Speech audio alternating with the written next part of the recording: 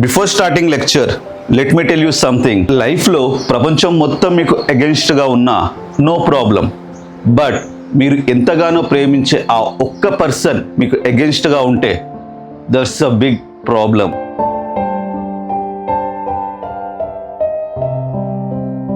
మనసు విరిగిన ప్రేమికుడికి sleeping tablets ఇవ్వడం చాలా ఈజీ. ఈ వాయిస్ మీదే కదా శృతి మ్యామ్? అంతే, దాన్ని నాకు అనుకూలంగా మార్చుకున్నా. అంత తొందర ఏముంది, మీ స్టోరీ మొత్తం వినాలి కదా. చూడండి, అందరూ ప్రేమిస్తారు కానీ ట్రూ లవ్ అందరూ చేయరు. ప్రేమలో మిస్అండర్స్టాండింగ్స్ ఉంటాయి, ఆబ్సెషన్ వస్తుంది, ఇన్సెక్యూరిటీ, యాంగ్జైటీ, ఇంకా ఎన్నెన్నో. కానీ ఇవన్నీ ఉన్న ఆ పర్సన్నే చూస్ చేసుకుంటే దాన్నే ట్రూ లవ్ అంటారు. కాలేజ్లో ఎంతోమంది అమ్మాయిలు ఉదయ్ని ఇష్టపడేవాళ్ళు. ఎవరైనా ఉదయ్కి దగ్గరగా వస్తే లోపల ఏదో తెలియని భయం. కానీ ఉదయ్ సార్ మిమ్మల్ని లవ్ చేస్తున్నారు కదా, ఆయనతో ఎందుకు మాట్లాడలే? అదంతా తెలిసి ఉంటే ఉదయ్ నీతో కాదు నాతో ఉండేవాడు. ప్రేమని గెలవలేము, లాక్కోలేము. అది మన అదృష్టం వల్ల దొరుకుతుంది. అండ్ ఆ అదృష్టం నా దగ్గర ఉంది.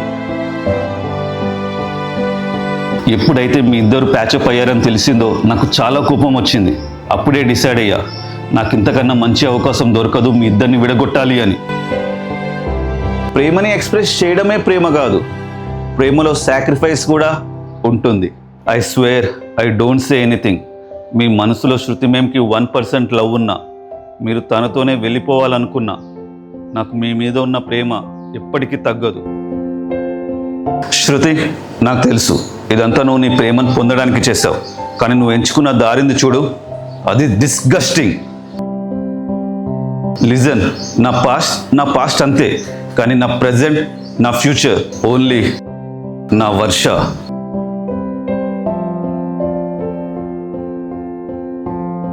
I'm sorry. నాకు తెలుసు మీ అందరి మైండ్స్లో ఒకటే ప్రశ్న తిరుగుతుంది అని. ఒక పని చేద్దాం, దాన్ని ప్రశ్నగానే ఉండనిద్దాం.